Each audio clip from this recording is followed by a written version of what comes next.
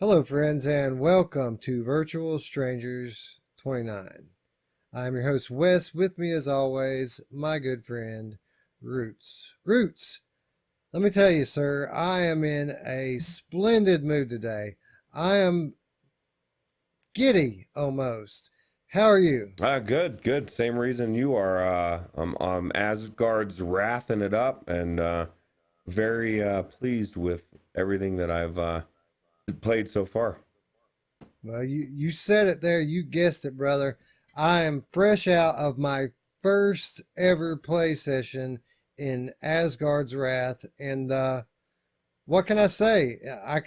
I'm here to echo pretty much the unanimous sentiment of the VR world, save a few people who tried to play it on Revive. Um, Not the case here, of course. I played on the trusty Oculus Rift S, and man, what can I say? I'm blown away. I basically just played through the first part, the part that everybody and their brother made a video of. I Hmm. didn't because of that reason. Um, but yeah, man, absolutely blown away. Beautiful game. Appears to have so much depth in terms of gameplay, and this is a triple A flat game level of quality. Would you agree, Roots? Oh yeah, absolutely. And I think it's interesting, like what you said about it playing so awesome. Like I had it super sampled at 1.5. Everything was turned up the top, and it was butter smooth. And then I'm hearing everybody else that was trying to play it that weren't on Oculus. And I mean, of course, I always hear from people, oh, I'll just use Revive. Well, that's great. I know I'm like Mamefan. Like if I owned an Index, I would have a Rift S right next to it because I'm not doing with the Revive jank, dude. Like it just to me, man, it's this game is so good on the Rift S. Like why would I want to settle for having to do a bunch of in it changes and I don't know. It's just a pain in the ass. But dude, you could have speakers that don't touch your ears. Come on, bro. there's there's You there's good reasons. There's good reasons for sure to play with the Index, but in my opinion, I would just rather play it on what it's designed for, and that's one of the reasons why Oculus is Oculus, and and I just prefer to have a headset at least of one of theirs that I can play it on. So. yeah. So I get in and I start playing this game, and obviously the first thing that smacks you in the face is the same thing that smacked everybody in the face, and that is the beautiful level of production in this game. The graphics and sound are near immaculate.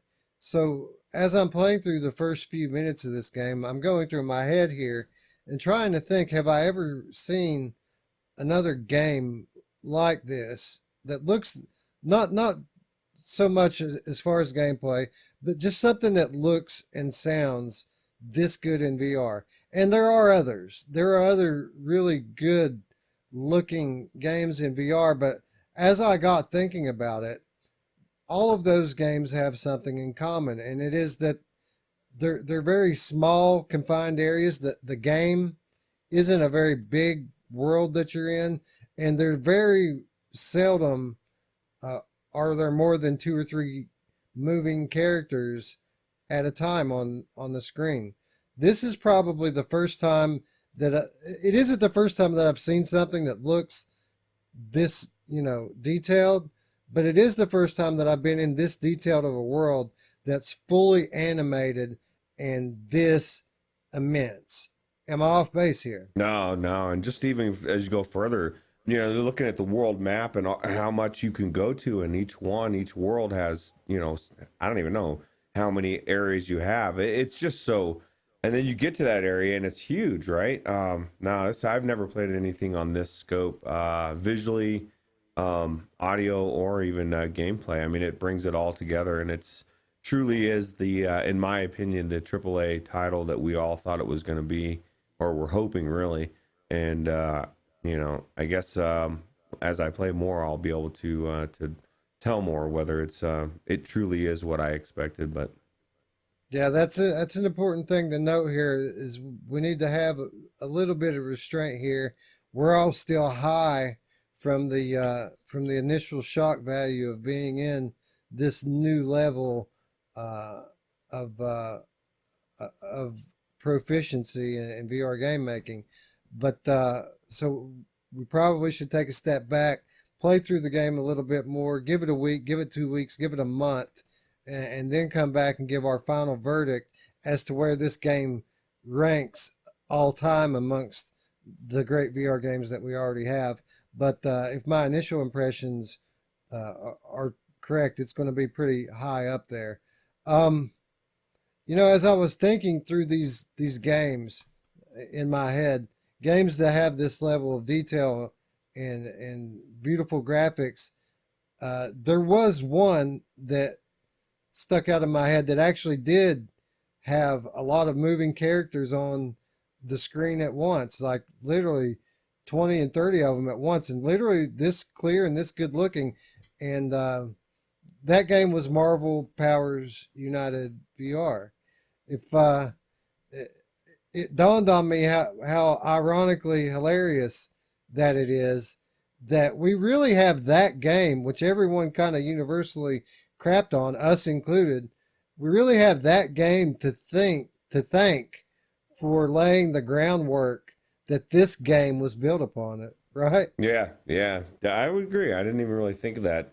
I was just watching this, and I'm a little disappointed in just one aspect of my particular gameplay, because I had assumed that I had seen it wrong or imagined it wrong, but this person that did this let's play actually fist bumped that shark. He got to fucking fist bump it. I got to the shark and it made me do a high five. Now the turtle I got to fist bump, but I really wanted to fist bump that shark, and so I'm gonna go back in. I'm gonna fist bump him at some point. I don't know why that's such a high priority for me, but it's funny, for some reason people in the Discord um, didn't like the fist bump. I know you jumped on that bandwagon. You just didn't, did you I change your started the mind? Or? bandwagon. I started that movement, buddy. They are all the bandwagon jumpers. Mhm. But you can go back into our early episodes, and that was pretty much my only criticism of this game is I don't want shark dudes and I don't want a fist bump. But let me tell you, by the time I got done with my play session today, I was so giddy and happy that I wanted to fist bump that thing just because I was pumped. What do you think? Your thoughts on Sharky are better? See, he's Sharky to me, and I've really grown a bond with him. He's my favorite companion so far. Now, granted, I've only unlocked two, but like I don't even know what else is out there. That's what's cool. Is like I'm very limited in what I've kept myself in a little box. So I think there might be a hawk guy or something. I think I remember seeing somebody grab a hawk and turn it in. But other than that, like, I don't know what the hell. There's several other companions, so I don't know what else to expect. But this game gets better and better each time. Now, you didn't get to experience what I'm about to talk about yet, but there's some harder battles that Alex and I were talking about where you have to get fight these guys to open these chests, and there's like some special move or something, and I still don't know how I killed it, and I'm stuck on the next chest, and I need to figure out what I'm doing because I want to move on. But yeah, it's the game, the fighting on this is not easy, correct? I mean, it's actually, I mean, you've done the easy part of it, but it's pretty hard. That sounds great to me because I like a challenge, and you know, from what I'm hearing, the initial reports on this game is that they nailed the melee combat, and that's a new page for VR because up until now, melee is something that has been imperfect at best. So I look forward to getting deeper into this game. I had to make myself quit, like so I could come and do the show. It really, when I think about the prospects of doing the show this next week, it kind of disappoints me because I don't want to do anything but play this game right now. It's so good and it has got me hooked, at least thus far. Maybe my tune will change after a few more hours in it, but this is this seems like it's going to be the measuring stick for VR going forward, at least for another month until Stormlands comes out. Yeah. Well, the good news is Stormlands is completely different type of game. It'll give us another AAA game, but it'll be a shooter. So it really will be completely different, and it's spaced out enough to where we'll be hungry again for a new game, of this level. So Yeah, you're right. The Asgard's Wrath, very much the gatekeeper, the harbinger for the new era in VR, and that's going to be something that we talk about in a little bit more detail tomorrow on the Monday show. Is VR today as compared to just a year ago? How much different things are now from a hardware and a software perspective, and it's been different for a while from the perspective of hardware, and now we're starting to see the software catch up. And man, I couldn't be happier. yeah. I'm kind of excited to talk about the topic because we forget about the leaps in technology and games and stuff, and PlayStation 1 didn't stay at PlayStation 1. I mean, everything progresses, and I think we just made a big jump, and I'm not looking back. I'm going forward. What do you think about the puzzle? The environmental puzzle solving in this game, and the way you had to manipulate your animal companions to unlock new ways. Well, let me ask you this first. There's a lot of stuff going on outside the crypts on this island here. Did you just go straight into the crypts, or did you hang around outside like I did and solve some of this stuff first before you actually caught up to Loki and went on with the quest? I think I just went straight in, and then I've been dealing with it as I have to when I get back out. What's kind of cool about, like you said, the companions and the environmental puzzles is once you've got all your companions, I can imagine you're going to be swapping them out all the time. You come across, something for Sharky to jump onto and, eat somebody's feet or whatever he does. I don't know what the hell he's doing. I don't know the turtle. I don't know if there's anything else besides blocking fire, but I mean, there's just so many different things that you can do. So, with the companions, I'm kind of psyched about that. Yeah, I think it's pretty cool, man, because this is what we wanted. It's a hard comparison to make, I know, because there's such a difference graphically, but there are a lot of similar elements gameplay wise between the beginning of this game and Journey of the Gods.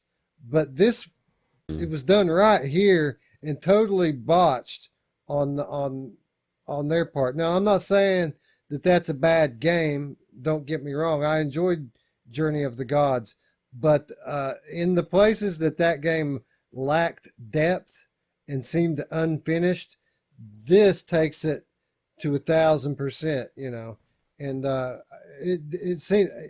it reminded me of Journey of the Gods a couple of times while I was playing it, because there are similar mechanics in the puzzle solving in the God mode, but it's just so much more fleshed out here, and I can't wait to play with it some more. I feel like Journey of the Gods, when it came out, this is what we wanted, right? We wanted something like this, and it was like, and everybody said, it's good for what it is, and I just didn't enjoy it that much. I couldn't get past just a lot of things, but it was good, but it's not anything like this. Like, I mean, how many spots do you think this one area has? And this is just one globe, right, on that whole big map. So, I mean, I just can't imagine by the end of the game, if you go through that map and you go and look at each one, there's probably just shitloads of places you've explored. And the only thing I think that could have made this game better would be multiplayer. But man, the fighting on this, man, I turned around a corner and I had all of a sudden these two guys were running at me throwing axes and shit. I'm like, holy crap. Like I just feel like the fighting on this is just next level. Yeah. Did you know that there are some there of course we all know there isn't direct multiplayer on this, but there is kind of an indirect multiplayer feature, and the way it works is um, when you die in this game at any given part, when you fail, the game logs this, and it has a database that it keeps of your failure, and it attaches your name to it. So another person can come along in the same area. They'll see a little icon or something, so and so failed here, and they can do a challenge mode based on your failure to see if they can surpass it. Did you know that? I did not know that. That's kind of cool. It's kind of like Dark Souls 3, you know, you could leave messages for other players or they could too, like warnings, or sometimes people would troll you and tell you something's coming when it's not. But yeah, so that's kind of cool. It's kind of a cool thing. I've never really even thought of that before. Yeah, I don't remember where I read that, but I read that earlier today, and I guess I didn't verify it. You know, normally I like to get a second source before I report something on here. So don't take that with a grain of salt, but I'm pretty sure that I read that earlier today. And if it's true, that's just another cool feature of an already great game. Yeah, that's really cool. All right. So I guess we're going to, I mean, I could talk about this for another hour. I'm going to stop because we're going to talk about it some more tomorrow on the Monday show during our VR 2.0 topical discussion. So tune in tomorrow for that, and I'm sure we'll both probably have a little more time in this game, and we'll talk about it some more then. All right, moving on. Another next gen VR game that's coming up right around the corner is Pistol Whip. Now, as I've mentioned before on this program, this game, it was first revealed at E3 this year to a lukewarm reception. You know, most people didn't really care for the initial trailer to this game, and it surprised me because it just seems like maybe they didn't see the vision here, quite understand what was going on with this game and how it's going to feel. But I feel like I can see it, and I feel like this is going to be one of those games where you don't have to think. It's just going to be one of those games you put on the headset and you react, and it's just going to be fun from the first minute to the last. It's not going to hurt your brain to play it. You're just going to put on the headset and go. Well, over the last I don't know, few weeks, we're starting to get more and more info, more and more footage on Pistol Whip. It's coming in less than a month, about 3 weeks away. November 7th, we're going to get this game. And just this past week, we actually got our first look at a full level gameplay of this. And I guess that's what we're looking at here. So this is actual gameplay. Roots, what did you think about this clip? I get more pumped every time I see any new footage of this game. It just seems cooler and cooler the more I think about it. What do you think about it? Yeah, yeah. You know, my biggest thing is I don't know anything about the music. So, I think the music's going to really play a big part on it. It's like, I'm assuming it's going to be like a techno type. That's what I would think, but I don't know. I think it looks really cool, though. A lot of ducking, moving, juking, jiving.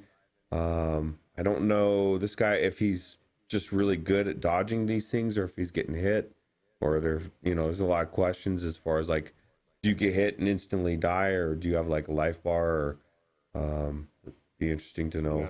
But yeah. I'm not quite sure how many times you can take a hit, but it was noted in the article that accompanied this trailer that this guy pretty much has played this thing hundreds of times at this point, and he's an expert at it. That's why he's going through here and nailing it so well.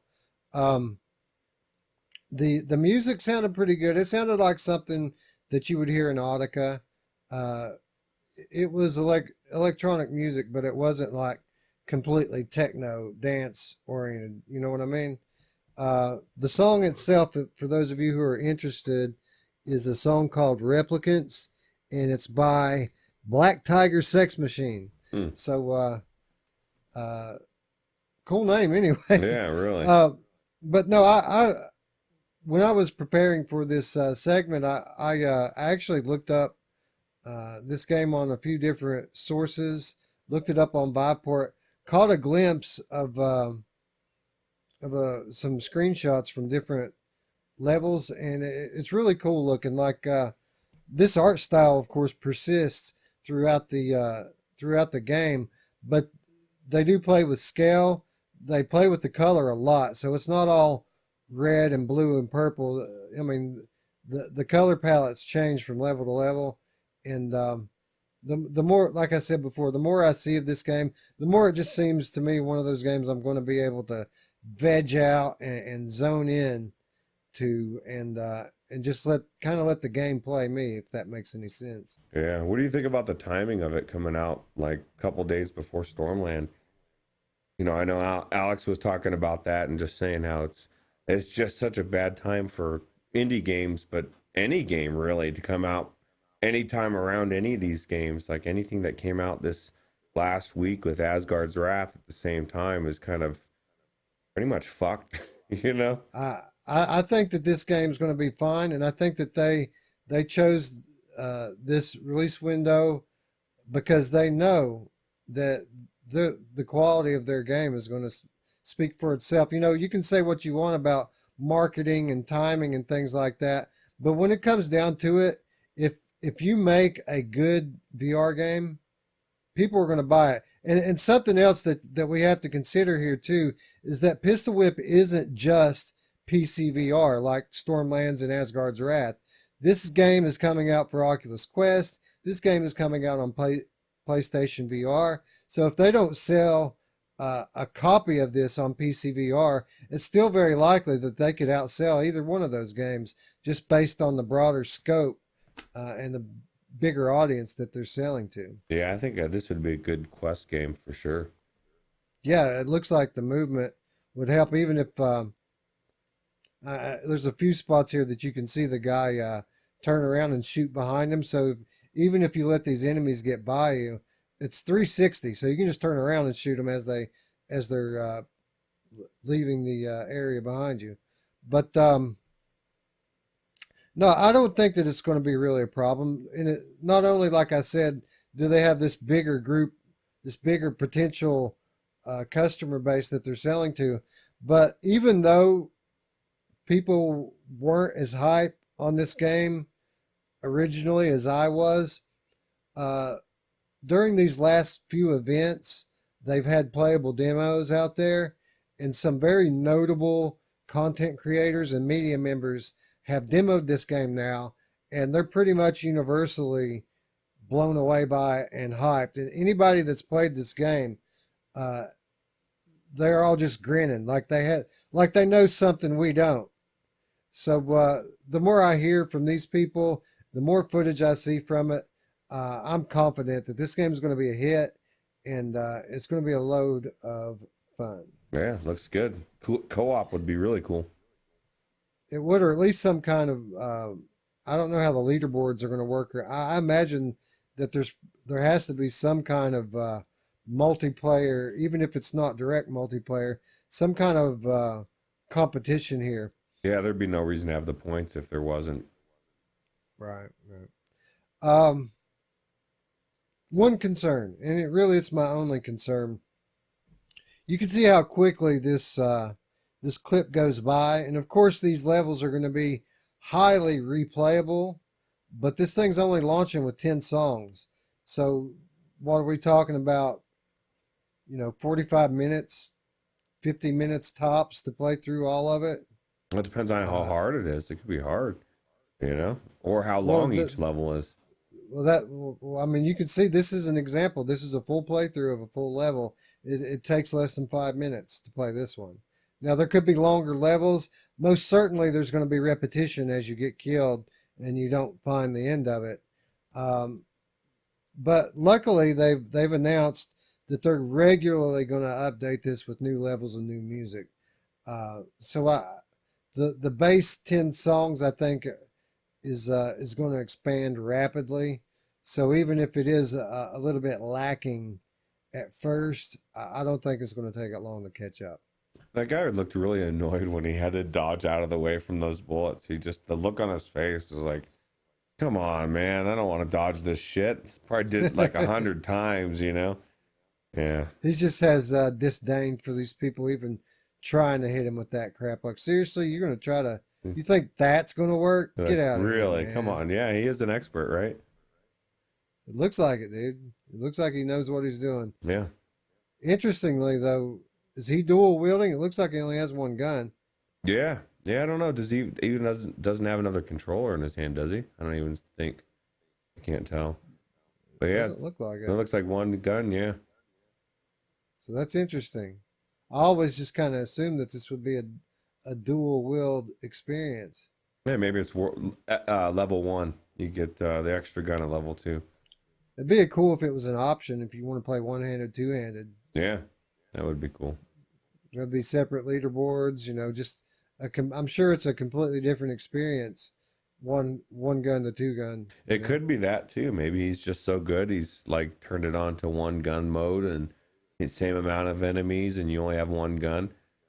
It's just like he's just that badass, and he's got a suit on, and he's all business, right? Yeah. Yeah, I'll kick your ass with one hand tied behind my back. that's right. Yeah. All right. Yeah. I'm digging it.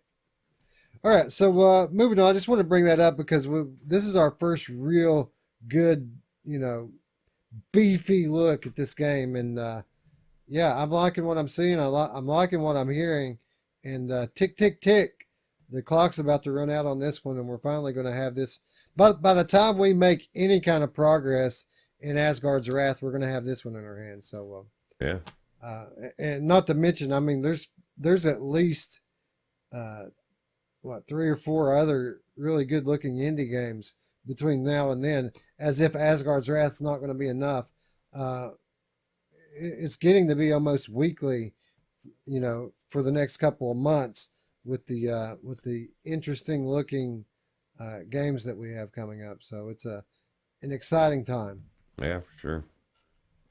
All right, so speaking of new games and new announcements, we've got some further confirmation of earlier rumors of what could potentially be a badass game amongst badass games. And I'm talking about Predator VR. Now, this is something that we began to hear rumblings of some weeks back. Trophies for this game appeared on the PlayStation Network. And that is generally something that doesn't happen until right before the game launches, which is weird because we never heard anything about this game before that. So what is this game? This is a game we now know. We didn't know before, but we now know that this is a game coming to us from Phos4 Studios, which is the studio that brought us the Brookhaven experiment, and it's going to be published by Fox Next VR Studio, which is the studio that published the Planet of the Apes VR. They haven't said when this is going to release. They said it's going to release in the future. So, take that as you will. And what really excites me beyond this cool looking footage, they have confirmed that this game isn't going to take place in the Predator comic books universe or the greater, expanded movie universe. This game is going to take place directly in the universe of the original 1980s action movie, The Predator, the original Predator. Now that, friends, is awesome. What do you think, Bruce? Yeah, I agree. I want to know if you can be like Arnold Schwarzenegger in this game. That would be pretty cool. But no, I think it's funny. This game. It's besides the fact that they've been working on it for a bit. Obviously, it tells me a couple things. It tells me that the AAA titles that we're now seeing starting to pop up have been thought of and been worked on, and we're now seeing for a while, and we're now seeing real legit brands coming out like the Predator, you know, and it gives you hope for just about anything. You know, that episode we did on the Monday show a month ago or whatever, when we were talking about you know, games we would like to see, or movies and games and whatever in VR, and this is exactly it. You know, you want to see a Predator, you want to see any of the movies we talked about, Back to the Future, you know, they're coming.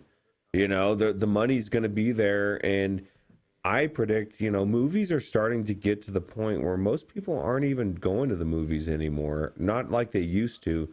And so as more people get into VR, you're going to stop seeing the money pouring into the VR or to the movie world. It's going to go into the VR world, and you'll see the movies in experiences / games coming together. I just think it's phenomenal.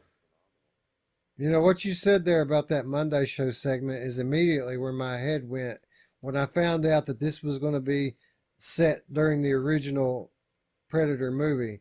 You know, we have these fun little talks about, you know, the games we would dream about having, and a lot of this stuff is from our, you know, our teenage and early 20s time period, because we wouldn't dare dream of getting a VR experience from something that's actually older than that. And something like this just gives me hope, man. If we can have this, we can have a legit Terminator in VR. We could have a legit Rambo First Blood. Why not? If they'll do the first Predator, why wouldn't they do the first Rambo in VR? Yeah. You know what I'm saying? That would be cool. And you like start the game, you're escaping from the prison camp or something, or, you know, at least that was the second one, I think, right? Yeah, that was too. Yeah, but that all of those movies could be made into amazing games and stories as well that kind of blend.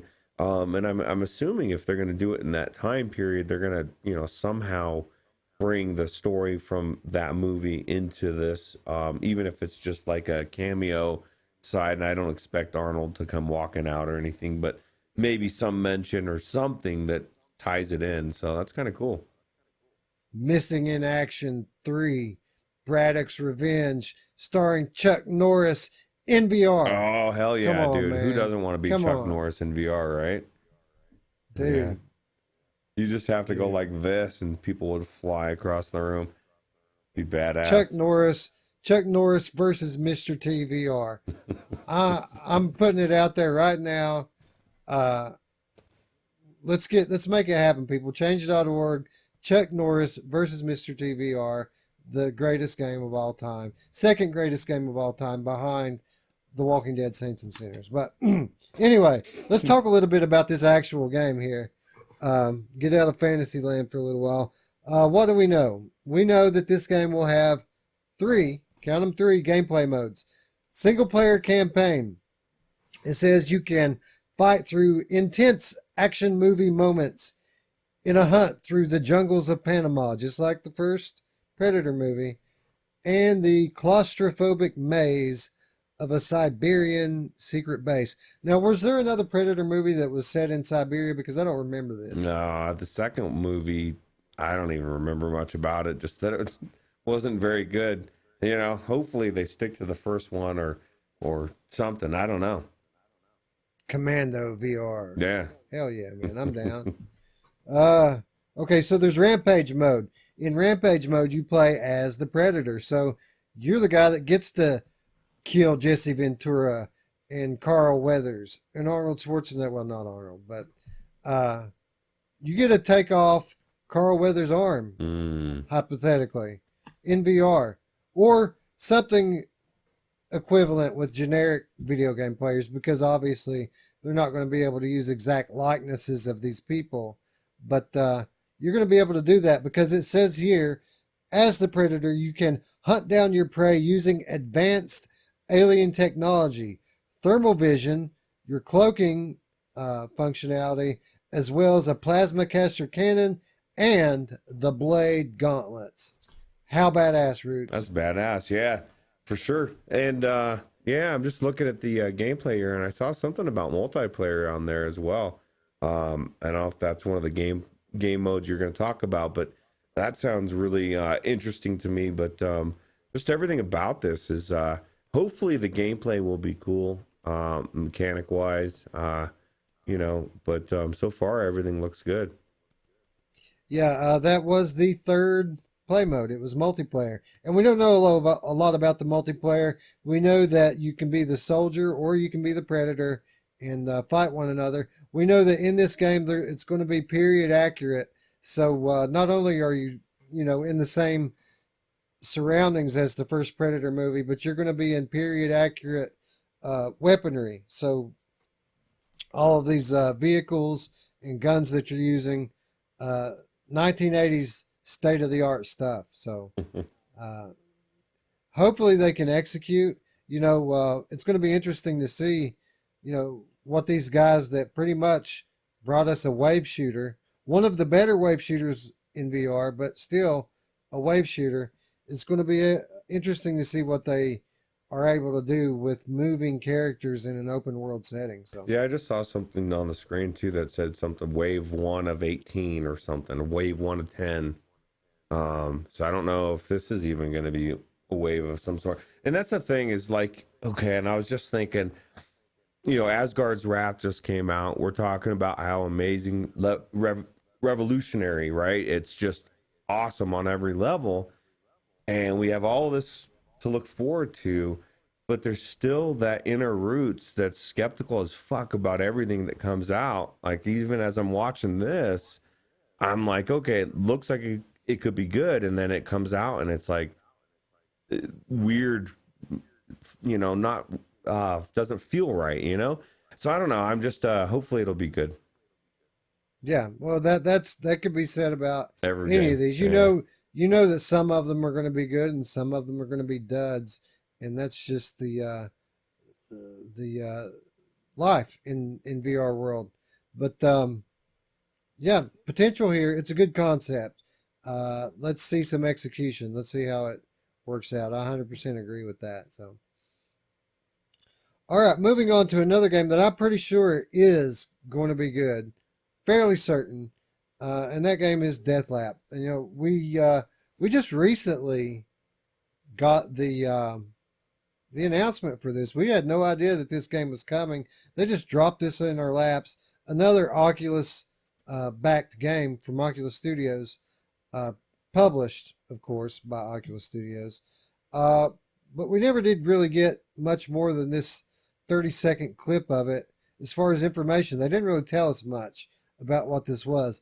Obviously, the imagery, it invokes memories of Twisted Metal. That's where our thoughts went to initially. This looks like kind of like Twisted Metal, and so this past week, Upload VR has released a new developer interview with Ozway Games.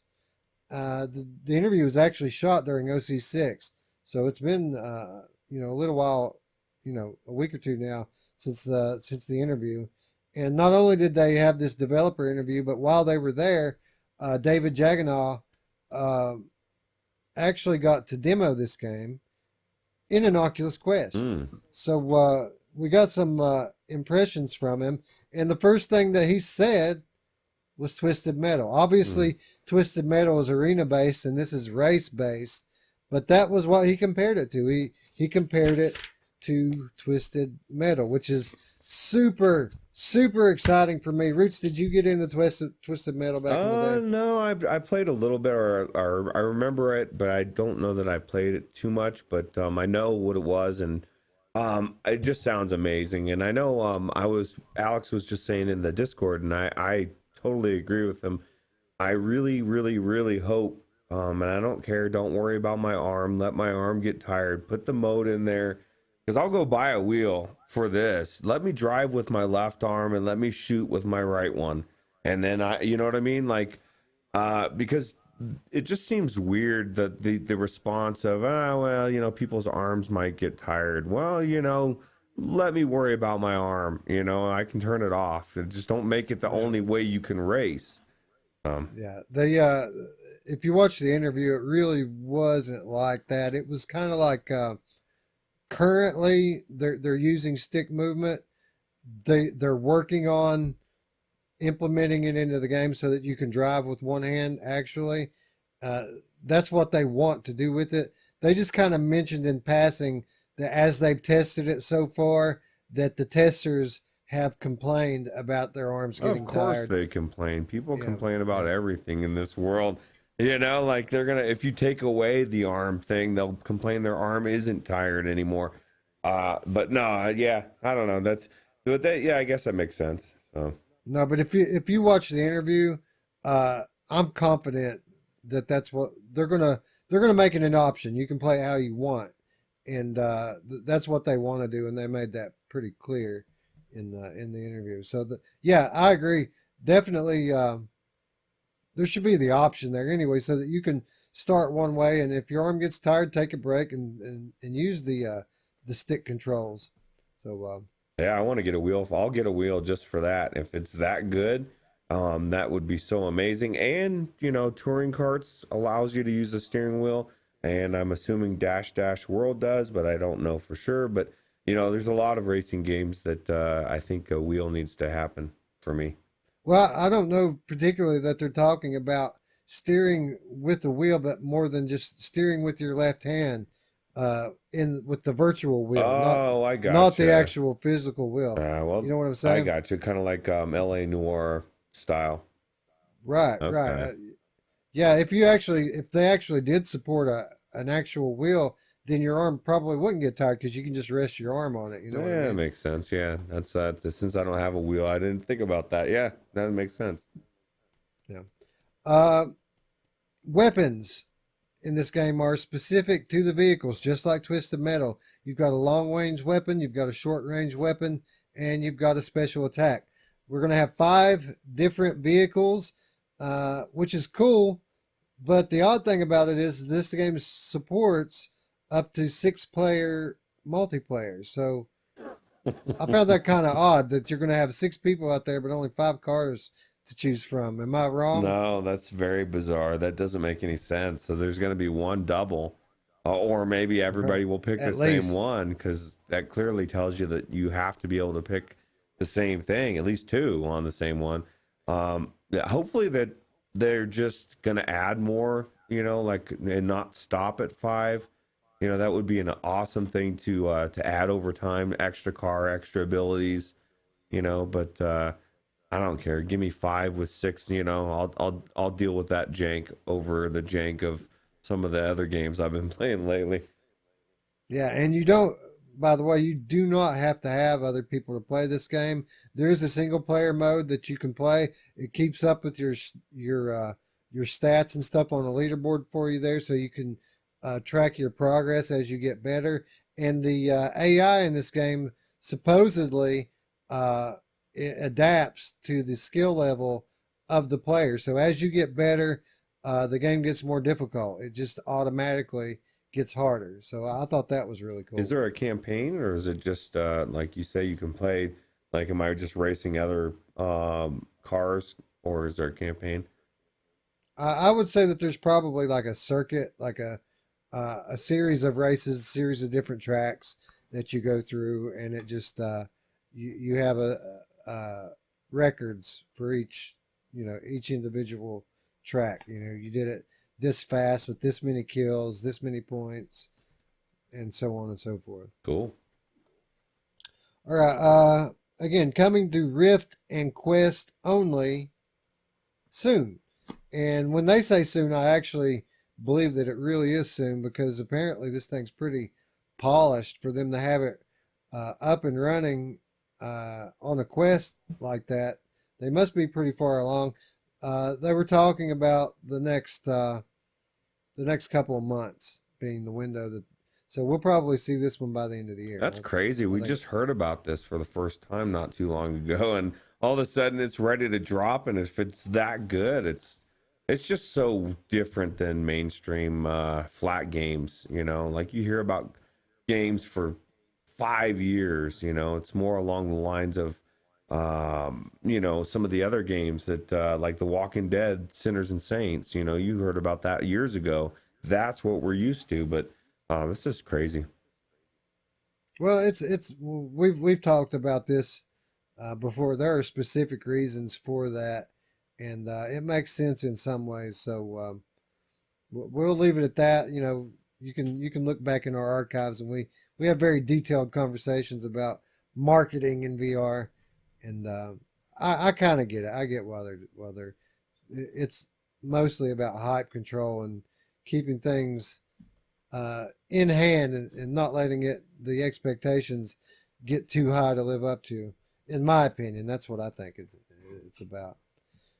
Anyway, pumped for this one. Have been since I heard about it, and recently, right around the time we heard about this, we heard about another game that I thought was very interesting looking, and that game was called Journey for Elysium, a very different game to Deathlap. This is an adventure game.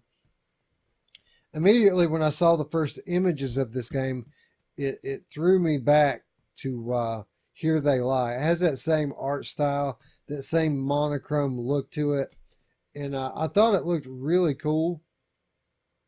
But given that we just heard about this game not that long ago, fairly surprised to find out that this game is going to be released in just a few weeks on Halloween.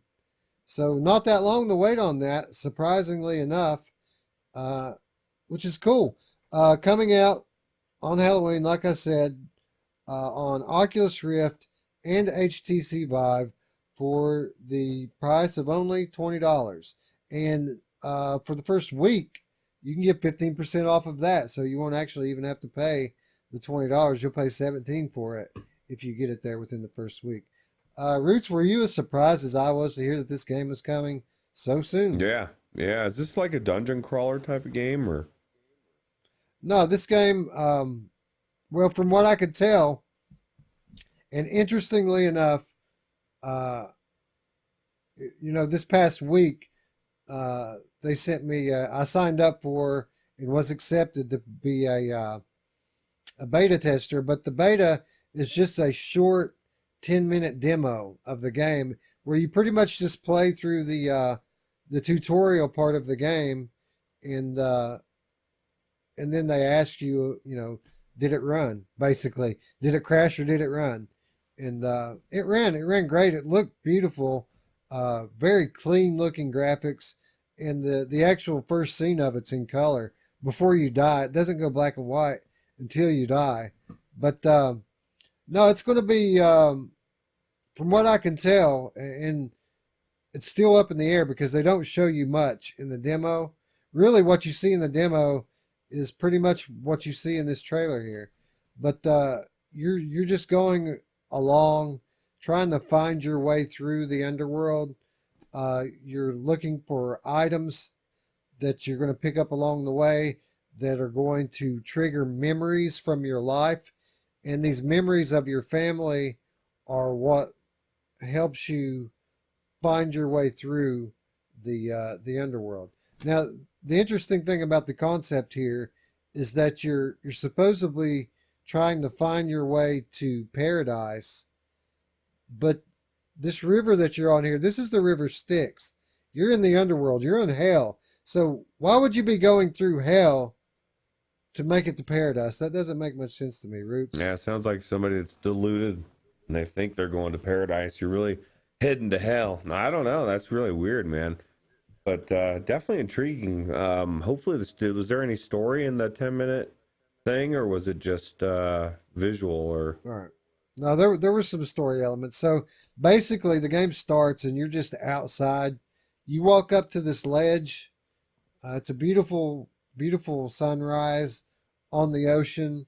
You walk up to this ledge and look out over this cliff down at the ocean, and then the rocks give way, and you fall to your death, and you land on these rocks down below, and it just kills you. wow, And you wake up in this this kind of black and white pit area, and there's all this Greek writing on these stone tablets around you, and this voice is your guide through the underworld, starts talking to you, and it's basically just the tutorial voice.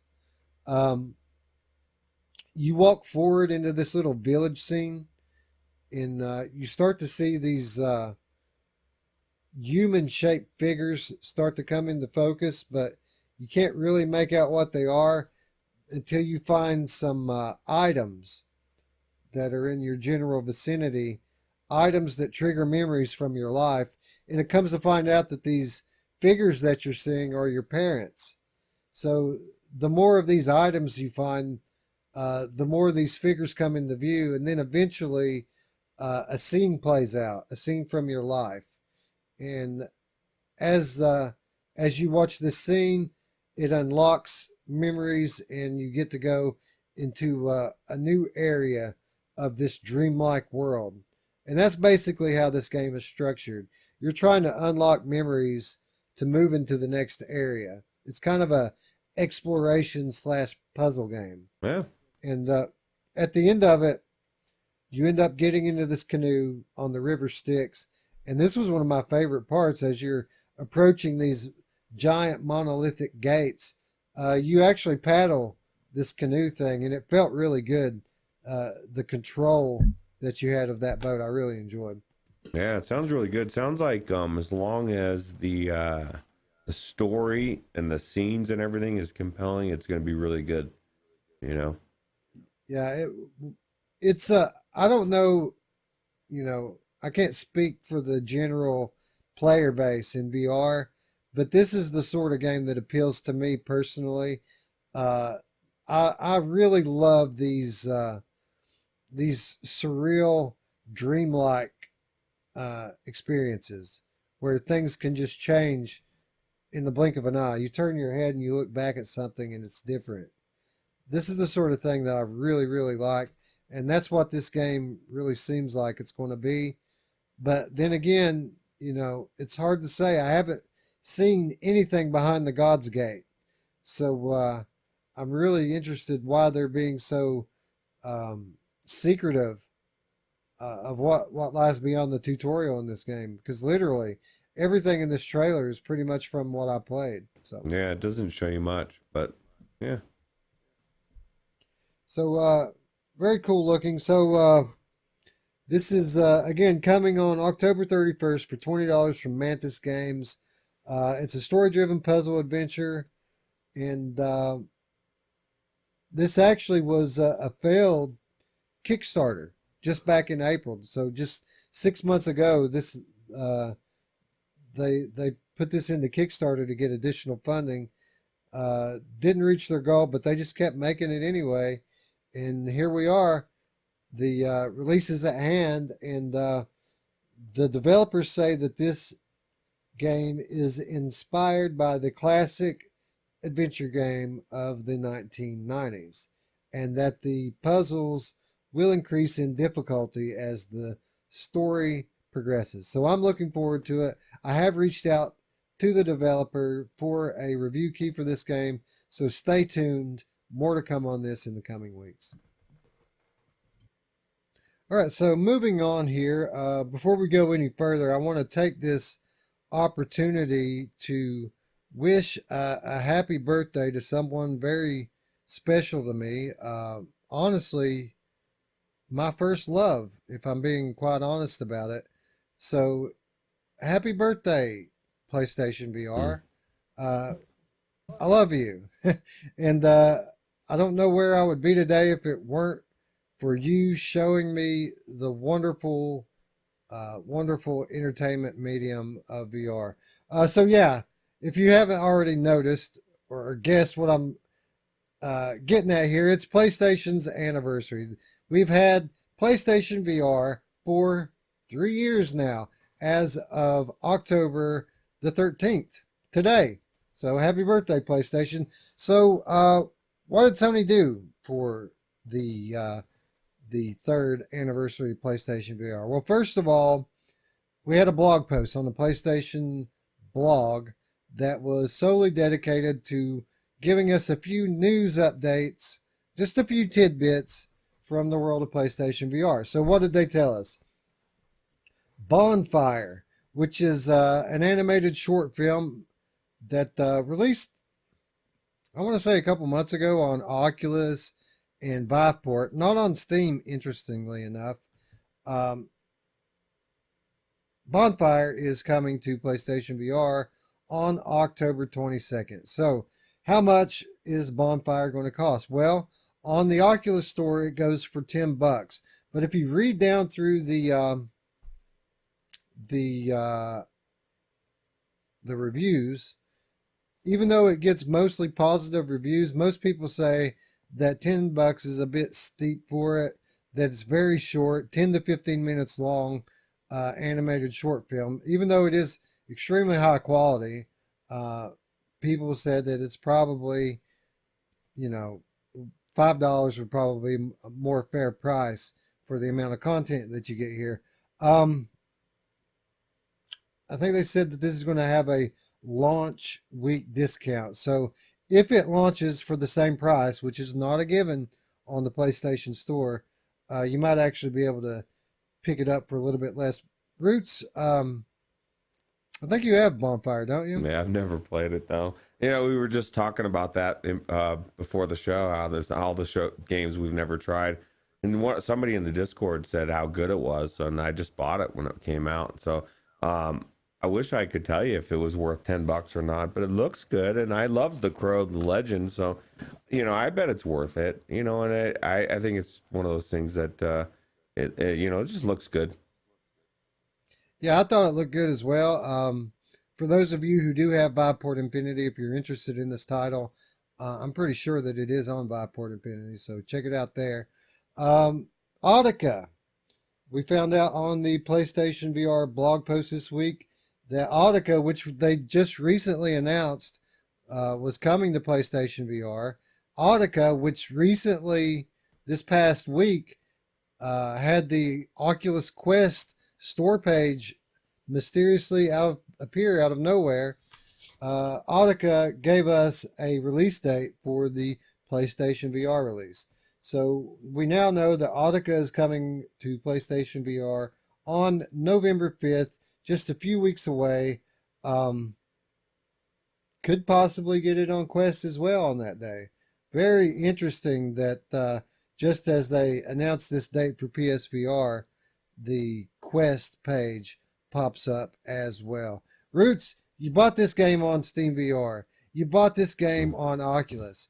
Are you going to buy it on PSVR? Are you going to buy an Oculus Quest and just so you can buy Audica on that too? I don't know about buying the Quest for it, but if I had the Quest, I would buy it. I probably would buy it on the PlayStation VR because that's the one thing that I take with me places, and like I gotta go watch my sister's house sometimes next week, and so I'll take my PlayStation VR with me, and it's something that I miss not being able to play. So I think I would buy it on the Quest as well.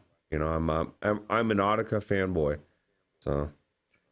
Definitely must be. If you're going to buy 3 and 4 copies, hey, Audica developers, if you're out there, throw my man Roots some keys.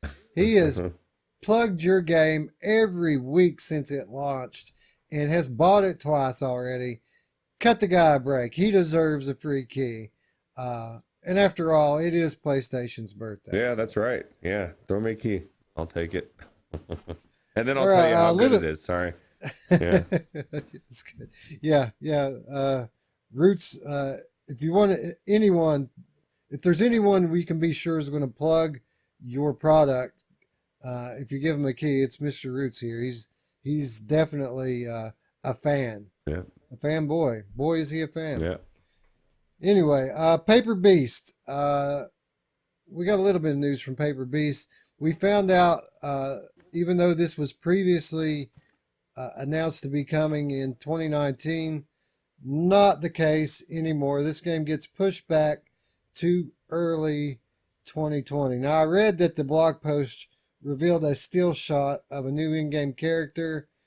I didn't really see it. I saw some stuff. Didn't really seem any anything different from what I've seen before. So, Paper Beast coming in early 2020. Pixel Ripped, 1995. A lot of speculation in recent weeks about when we're going to get this game. They said that they wanted to release one of these games every year, which led to some speculation that we were going to be getting this game this year. Not the case. This game is coming in spring 2020. Not a lot coming out on this game. You know, people played it last week. Some select media members got to play it, but all the only footage that was released out of that whole thing were some developer interviews, which I thought was curious, to say the least. Right, Roots? Yeah, I was just wondering, like, as I was pulling this trailer, I was like, why do I not have any footage yet of this game? Especially, I saw Zimtalk playing it at OC6. You know, he's got that footage of him playing it, but there's no trailer, and that's weird. And I just want something different. I want to see if the real truth is, I want to see if they put that kid back in the video. I want to see how cool he looks. They've got him on the big wheel. You know, I want to see what the difference is and how old he is. You know, I guess it would be because it's a different genre, right? So if they did have him, he'd be a little bit older. That'd be my guess.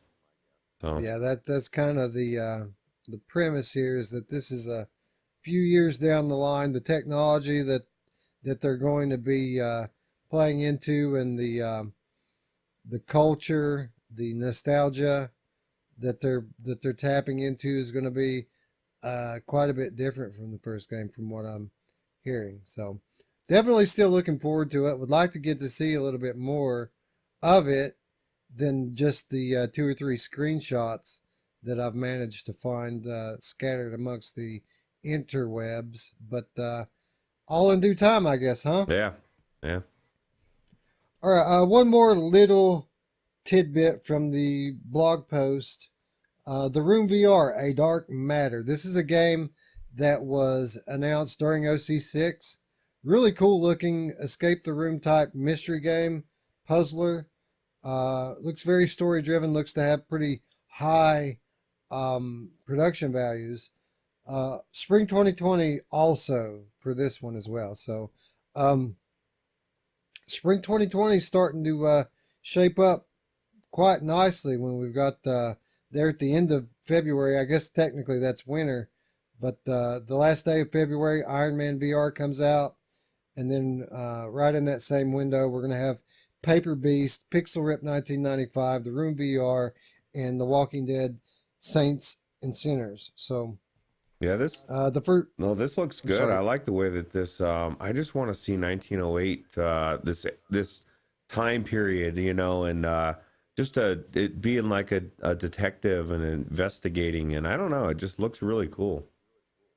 Yeah, it's a cool premise. It's one of the wonderful things about VR is it's not like it used to be playing on a flat panel screen. When you play these period games, it'd be kind of cool to see things, you know, and play with the different gimmicks that they come up with in these different time periods. But with VR, just a whole different experience, being immersed in these different worlds and different time periods.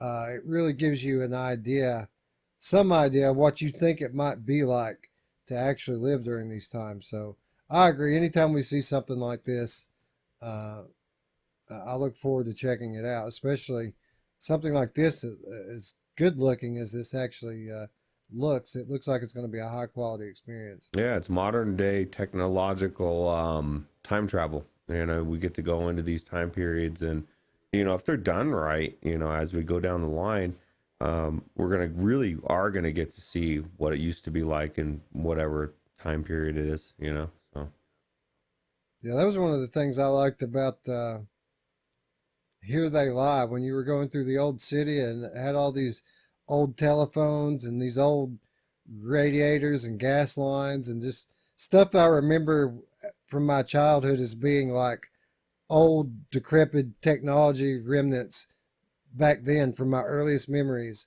Uh, just seeing those objects and artifacts in a game gives you an interesting sort of nostalgia, uh, to say the least. yeah, yeah, I agree. All right, so that was all from the blog post. But you know, when it comes to the PlayStation VR anniversary, there's really one thing that it's known for, one thing that everyone looks forward to, myself included, and that is the PSVR anniversary sale. And what this is, or what it has been up to this point, is the biggest PSVR digital game sale of the year. And to be quite honest, I don't think it really lives up this year. Normally, quite literally, they put half of the catalog on sale. For every game that's not on sale, there's one that is. And all the big titles are normally on sale. And that's just not the case this year.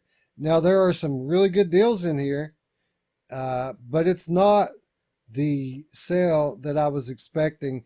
It's not the sale that they normally have. Did you notice that, Roots? Did you feel like this really doesn't live up to the sales of years past? Yeah, I was thinking the exact same thing because I was on Reddit and somebody was asking, I have these are the games I have on PlayStation VR, and it was like, a couple, games, Astrobot this or whatever, and which one should I get? And I went to look down the list, and I was looking at a lot of things that I was like, I don't even know what half of this is, and the ones that he already had that were good, he already owned, and was like there was a couple that I could suggest, but it was like there really wasn't that much to write home about. It's weird because usually, like you said, it's the biggest sale. I mean, this one I'm showing here on Earthing Mars 2, this one looked like the best deal on there outside of the obvious ones like RE7 and stuff, but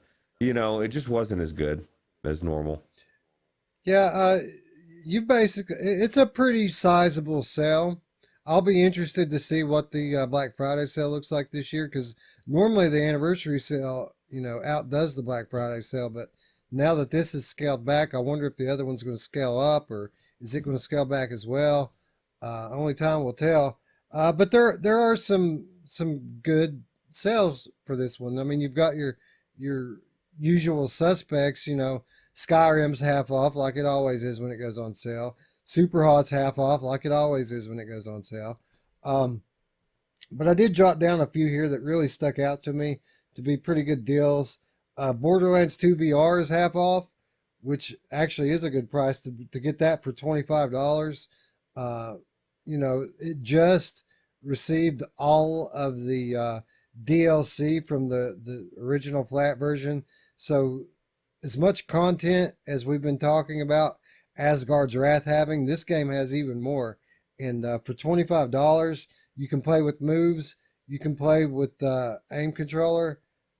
Dude, this is an awesome game, and $25 is a great price for it. Yeah, especially for like somebody who's just getting into PlayStation VR, man. This is a huge game to have. You could play this for hours, I mean, literally. Yeah. If you're if you're one of these people asking where are the AAA games, well, this is a must-have for you, because this game has the content, and it plays like Borderlands 2, man. Even though there is no co-op, I mean, it's a straight port. It's not like a remake for VR. This is a straight port into VR, and they did a really good job with it. Yeah, they did a really good job. All right, Evasion, $8 for Evasion, people. That is a steal. This game launched for like 30 or $40, which admittedly was overpriced at the time. But we did a piece not long ago telling you people how fun this game is as a co-op shooter. Another aim controller title, another one I played all the way through with my wife and my daughter. And $8 is just ridiculous for this game, is it not? Yeah, it's amazing. It's an amazing game. Like it's still one of those things that I want to finish. Because I got to the very last boss. I got him almost dead by myself, and a couple times, and then ended up dying. So, but yeah, this is a really good game. Well, we need to remember that next time we're thinking about what we want to co-op, because I love playing this game. It's just fun. It's just fun to pick it up and play it. Now, I don't know what it would feel like in on PC, because I always play it with my aim controller, but I'm sure it's great. No, I love it. I loved it with the touch controllers, and It's just really cool. You know, I like the different, it's got the different classes, and I mean, it's just really, it's a very underrated game. You know, it's got a lot more mechanics than people give it credit for. $8. Yeah. Isn't that Yeah, it's a unbelievable? crazy deal. That's a good deal. And then you think about like $10 for Bonfire, and you're like, what? What? Yeah. Come on, Yeah, that's man. crazy, right? All right. Speaking of $10, Killing Floor Incursion. Now this is a really good game on PC, but on PlayStation VR, this is a must-have game. It ported very well. It's it's superior to Arizona Sunshine in many ways. I wouldn't necessarily say it's a better overall game, but in some ways it is. It's a lot more polished. It's got the best locomotion on PlayStation VR with Move controllers, and $10 for this game is a very good deal in my opinion. Resident Evil 7, no secret here. Uh, my favorite game of all time. Now, you know, some more time in Asgard's Wrath, it may be trumped out by VR 2.0, but as of today, this is the best experience that I've had in VR. Stay tuned in the coming days and weeks.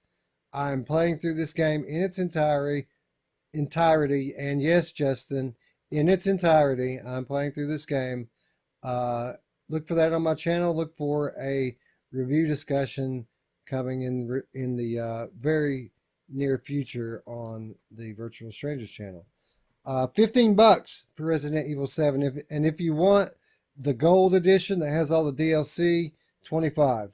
So a steal for, again, in what is in my opinion the best game I've ever played. Res Infinite, a classic VR game. The precursor to Tetris Effect. If you like the audio visual effects of Tetris Effect and wondered what a shooter would be like with these kinds of visualizations, Res Infinite is your game. Did you like Polybius? Did you like these trippy visuals, or did you like Zone of the Enders? Then you're going to love Res Infinite. Some people describe the later levels of this game as a spiritual experience. $12. This is a game that does not go on sale often. $12 is a steal on it. If you're on the fence about whether or not you want to buy this game, now's the time to get it. Super cheap at $12. Normally it's like $30 or something like that. Wow. All right, and the last one I got on my list, the one Ruuts mentioned right off the top, Unearthing Mars 2, half price at $10. What makes this game a good buy at $10 is the fact that it is a single player first person shooter that supports aim controller, and there's not enough games like this that you can actually use the aim controller in. And from what I hear, I haven't played through it, but from what I hear, this is a pretty solid one. $10. And you have another, I think they said like 3-hour campaign that you can play through with your aim controller. So it looks good. I can say that. You know, You haven't played it? You own it, right? I do. I bought it last time it went on sale. But yeah, you're right. What is wrong with us, dude? Like, as I'm watching that and I'm thinking that, I'm thinking I should buy this game, and I probably won't even play it. But Right. yeah, looks good though. Yeah, you know what's wrong with this? The fact that we have games and games and games and games and games and games. That's the problem, and it's a good problem to have. Yeah, and like you nailed it earlier when we were talking. You were like, Asgard's Wrath is just so good, and it's gonna suck up time. You want to play it, like I do too, and it's one of those things that I'm gonna just make myself go into and play, and maybe I don't know, just quit my job, or no, I'm just kidding.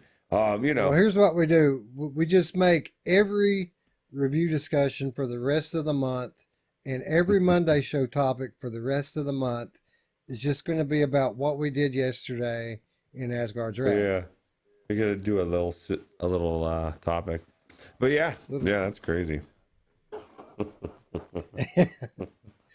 All right. So, speaking of games in our library, we have a new version of one of those such games that I played through this past year in its entirety. That game being the Exorcist Legion VR. Now, for those of you who watch the Monday show, I mentioned during this past month's October preview, we always like to end our month by taking a look back at the prior month, picking the games of the month, and then looking forward at what we have coming.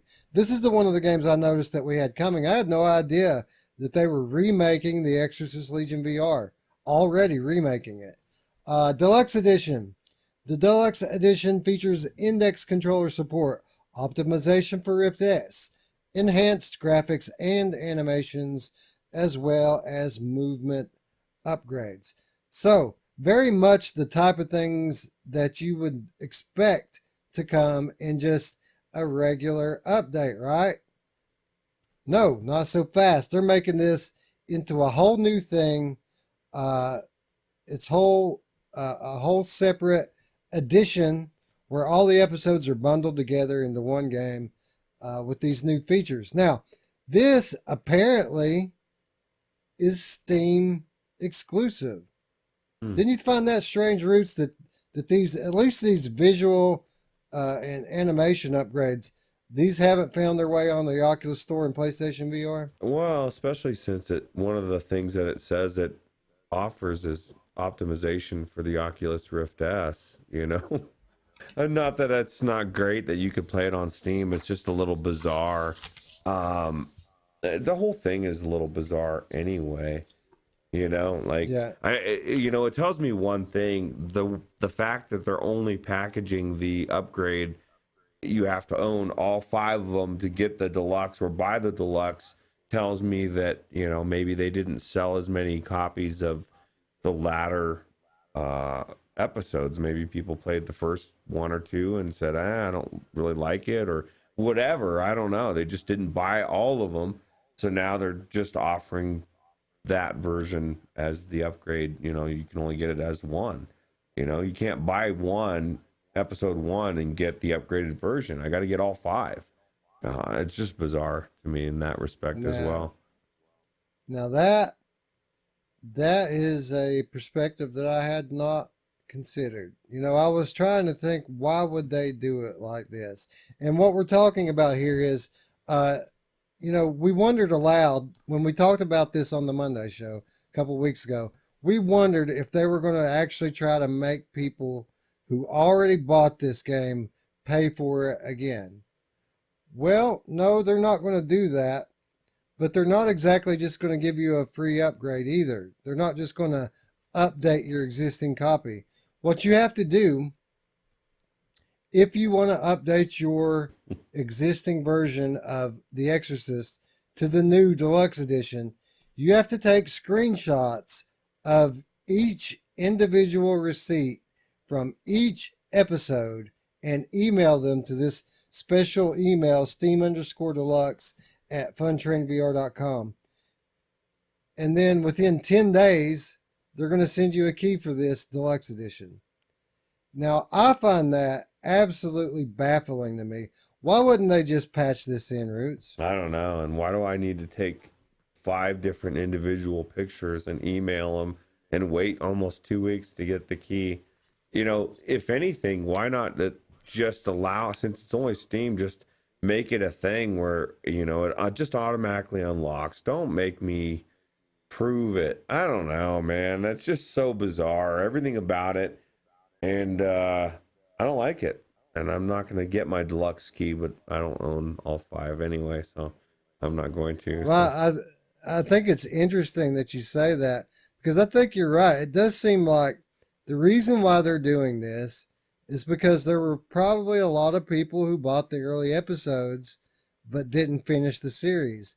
Now, by doing it this way and making people only giving the upgrade to people who bought all of the original episodes, it forces people who want to experience the upgraded version to buy the whole thing. Now, the ironic thing about that is they're the ones who decided to release this thing in episodes to begin with. The VR community, if you'll remember, weren't too happy with having to pay, $5 to $7 per episode to get this thing when they were short episodes, and we wanted the whole thing at once anyway. If they had just released it all together as a single game before, everybody would have been happy. They would have been able to get the price that they wanted for their game. But now it seems like since they made the mistake of releasing it in episodes, now people are being penalized for it. And yeah, I agree. I don't like it either. And they're banking on the fact that people are lazy. Like the fact once you said take 5 individual pictures and email them, I'm already tuning out. I would be more inclined. Say I own 2 episodes, I might even say, you know what? If I really wanted to play the entire series upgraded, and I believed it was that much, maybe the reviews come out and it's really good, I might just pay $25 again and just say fuck it, because my time is worth $10 to me, and it seems like a simple thing. Take some things and pictures and send it, but it's just a lot of people think that way, right? Or they just won't do it. I don't know. Yeah, I don't know either. I will say this: I did play through this entire game. I enjoyed it a lot. I thought it was very good, and if it's upgraded and improved, I'd like to play through it again. But I'm not going to buy it. Maybe I'll request a review key and review it or something. But yeah, I'm not going to. Let me ask you this: were the later episodes better than the first couple, or were the first ones a little bit slower, or that would have made people not buy it, or? People had problems. People on PlayStation, which really isn't relevant here because this is Steam. I don't know about Steam. They may have had the same problems on Steam. People didn't like the movement on PlayStation. They said it was too slow, too restrictive, and it may be the same way on Steam. I didn't think it was that bad. It was a little bit slow, but by the time I played it, which wasn't that long ago, I thought it was fine. So I don't know.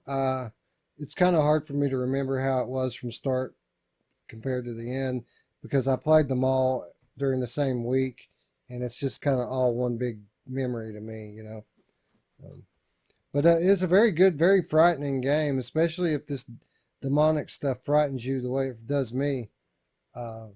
Definitely makes you feel uneasy when you're going through these tombs and things, and all this supernatural evil stuff's happening around you. I thought it was a good looking game. That it really surprised me that they're doing visual upgrades to it because it really looked very good. So yeah, I'm kind of curious to see the reviews. Me too. I'm curious to do one, so maybe I'll send an email Monday morning to Mr. Funtrain and say, "Hey, Bucko, you trying to charge us again for the same game? I ain't having it. Halloween. Give me my key. Perfect time. And I'm not going to. You want a screenshot? Here's your screenshot, buddy." Yeah, that may or may not get the key, but I'm pretty sure that solidifies not getting the key. So don't send that clip to him. But no, that would be. This is a perfect time. It's Halloween time, and it would be a perfect time to play / review it. There couldn't be a worse time to play / review it because I want to play Asgard's Wrath every day, 24/7. Yeah. I need to get back in there and fight that damn guy and beat him this time. Well, you said we wrap this show up so we can go do that. Yeah, let's do it. All right, so only one more thing I want to talk about here, and this is a game it's new to me, a game that I never heard of before, but until this past week, and this game is entitled DeLeon Legends. This is a new VR pirate-themed open-world adventure title, and it is now up on Kickstarter.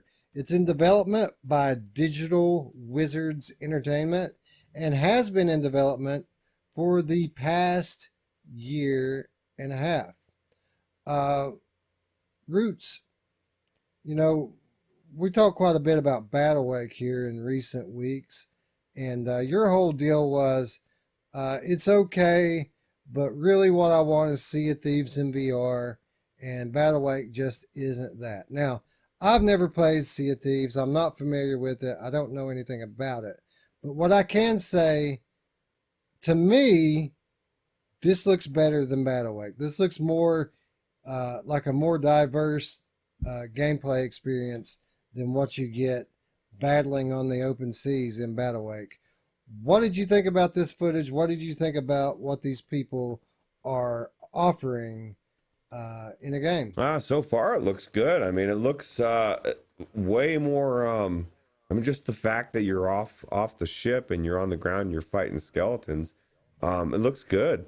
I'm hoping it's got quests, and I mean, one of the things that's good about Sea of Thieves is it's just like any other amazing AAA game. It's just got a lot of things to go back into, quests and things to upgrade and just content. I mean, granted, a lot of people don't get Sea of Thieves because you create your own content with what you're doing with your crew and stuff. But no, I think this looks 10 times better than Battlewake. And it's not that Battlewake wasn't good for what it was. It just, I want to get off the ship. I want to be a pirate. I don't want to be a pirate ship guy, you know. I don't, you know what I mean? Can you imagine going your whole life as a pirate and you never leave the ship? I mean, that's very depressing. But no, the graphics look really good.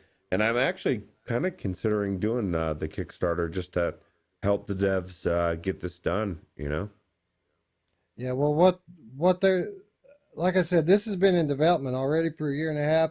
What they are claiming to be running the Kickstarter for is they are seeking to expand the scope and possibilities of gameplay, which means larger worlds, more things to do, and more ways to do them. They're promising a realistic open world, freedom of action, a compelling story, mini quests, amazing action scenes, and travel between the islands using boats or large ships. Does that sound a little closer to your original vision for a VR pirate game? Yeah, it sounds exactly what I would want. So yeah, I mean, it sounds like the Kickstarter is exactly what they need to get to that point, and it already looks cool. So I would say I'm going to check into it and probably do this just to get the game that, you know, we always say we want this, we want that, but sometimes it takes a little bit of elbow grease from us, which is our wallets, you know. Okay, well, the good thing about this is they were making this game before, and I think even if the Kickstarter fails, they're going to keep making this game. Now, that said, I checked it right before we started recording here. The goal's 20,000. Okay, they've already got 1,800. There's 34 days left in the campaign. Here's what concerns me: the base tier for this Kickstarter is $35. Wow. So if you want to get a copy of the game, and this is not an early copy of the game, this is a copy when it releases in Q1 next year. It says here, $35. Now, if you want an early copy, which by the way means December, you get early access in December. $65. So another $30 on top of that. Wow. To get early access. Now, that said, they're running an early bird special to get the early access in December. Right now, you can get it for $58. Now, that said, there's only 300 of these early bird specials total. And as of the time that I wrote this show out, 13 left. So wow. They're almost gone. They're they gone. might already be gone. They're gone. If this is, yeah, if this is something that interests you, jump on it, buddy, because they're pretty much gone already. Yeah. Um, I'm only hearing about this now, dude. You just let my early bird float out the window. No, I wouldn't have got it right now. But, you know, is that so that means if I have $65, I'm out anyway? There's only that many spots, or there's only that many for 58 I guess, yeah. So I could still get it for 65 then, right? Right. You're basically running out of time to save that extra $7, which may not seem like much, but when you're dropping 60 on a indie VR game anyway, Right. I thought 30. I thought 35 was a little much to ask. 35. $60 in lo-fi, you'll be a king. He'll put you all in that game, dude. You'll be everywhere for $60. Uh, and I think it's a little steep, even though I do agree that this is a cool looking game. If it turns out to be uh, what they're saying, I could be wrong because I didn't write this down, but it seems to me like when I was reading up on this, that this developer's in Colorado Springs. Oh, really? Yeah. Wow. What are the odds? So Right? Maybe I can get a free copy just for being a neighbor, down the street. yeah, we'll go So, knock on their door, man. yeah. It's Digital Wizards Entertainment. Oh, that's weird. And Maybe I will go. I'll look it up after we get off here and just to be certain, because it didn't dawn on me at the time. Oh, wait a minute, that's where Roots is at. But I'm pretty sure I did read that. That would be interesting to walk into their office and be like, "Hey, what's up? Here's my Yeah, card." well, yeah, you could probably get the scoop, man, and do like an exclusive piece on this game. I mean, Yeah, I'm here. we're legit VR media, and you're local, so Yeah, true. hey, you never know. We're sending an email over if you're legit interested in it. Yeah. Well, I'm just interested in the fact that they're here, local, and this game, I could get it. I want it now. Maybe they'll give me a copy today, but maybe not. Maybe they will. Yeah. Maybe if you pull a gun on them, they'll. No, Yeah, no. that's how we do things here in Kentucky. We don't do that in Colorado. No, not in Colorado Springs. It's nice and peaceful here. So. All right, folks. So that's going to wrap our news segment and bring us into everybody's favorite part of the show, where we preview the upcoming week of content here on the Virtual Strangers channel. Now, first of all, let me preface this by saying that I am going out of town this weekend. And what that's going to do, in effect, is going to shorten our recording week, which means something has to give. If we're going to put out all this content, we got to move some things around. We got to make things fit where they don't. So what we decided to do, just to make things a little bit easier, we're only going to run one review discussion this week instead of doing two like we normally do. And I feel like if we do just the one review discussion, that's going to allow us just enough space to maneuver in everything else that we normally would be doing. So there's still going to be Virtual Strangers 30 next week. Now, that said, Virtual Strangers 30 next week, we'll be recording it some 3 days earlier than we normally record. So we may be missing some news that happens at the end of this week. We may even release it early. We really haven't talked about it, but if it seems like we're sitting on the news too long, we may even release it on Saturday instead of Sunday. But Virtual Strangers 30 will be happening. The Monday show tomorrow will be happening, and we're only going to do one review discussion this week. So what are we going to talk about on the Monday show tomorrow? Well, we are going to talk about some games like we always do. We're going to talk about Into the Radius, which is a game that is in development. We've got access to a beta copy of this game, and we're going to be checking it out, giving you all our first impressions of Into the Radius. Now, after that, Roots picked up a game this past week that he really wanted to try out, and I think I'm going to do the same. Roots, what do you want to talk about on the Monday show? Oh, I picked this up a couple weeks ago and haven't even tried it yet, but I think it's perfect timing this time of year, being Halloween. It looks creepy, and it's actually got pretty good reviews. So I decided to talk about Hell Split Arena.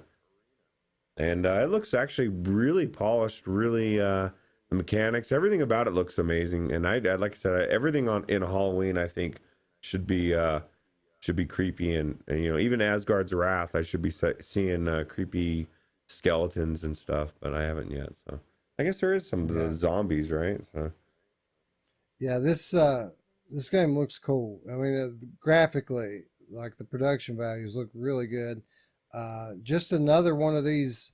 You know, it seems like every week now we're getting some beautiful looking game. Even though some of them don't play all that great, uh, we can definitely see these guys are getting better at making these games. You know what I mean? yeah, and definitely just the scope of different types of games, you know, like it's just it's really cool, it's refreshing, you know, to be getting away from the typical everything's a wave shooter, everything's, you know, all this genres. Even though this is, you know, an arena type of game, it's just different and looks cool. Yeah, I agree. Very, very, very polished looking game, and looking forward to checking it out and reporting back to you fine folks on the Monday show uh, tomorrow. So tune in for that. Now, our weekly topic for the Monday show is going to be an interesting one, I believe, this week. And I alluded to it earlier in today's program. VR 2.0. This is an interesting concept here, because if you ask most VR gamers, have we come to the next generation in VR gaming yet? Most of them are going to tell you no, that this is VR 1.5. It's the halfway point. But the further, I mean, even I would have even told you this, you know, as recently as a couple of months ago. But the more I think about it, and the further along we get into this, I'm not so sure that this isn't a full generation of advancement here. The hardware, the software, the big picture. When you look at everything together now as compared to a year ago, it's a pretty big leap. Is it enough to call it a generation leap? Well, that's going to be the gist of our conversation tomorrow on the Monday show. Tune in and let us know what you think after you hear what we have to say about it. And then that's going to wrap the Monday show now. As I mentioned just a moment ago, we're going to do one review discussion this week. We're going to stay true to the October theme, and we're going to talk about Face Your Fears #2. This is a game that released recently with the release of the Oculus Quest. I have yet to try it out, although I do look forward to it. It's just another one of the many in the pile of shame. So looking forward to checking this one out and talking about it later this week. All right, with that said, I think that's going to wrap up our show. What did you think? Be sure to leave a comment down below, and if you've liked what you've seen here, click the like button. And if you're new to the channel, don't forget to subscribe and click the notification bell to stay up with all of our nearly daily content here on the Virtual Strangers channel. With that said, we'd like to thank you, friends, for watching, and for Roots, I'm Wes. Bye-bye. We'll see you tomorrow, friends. Take it easy.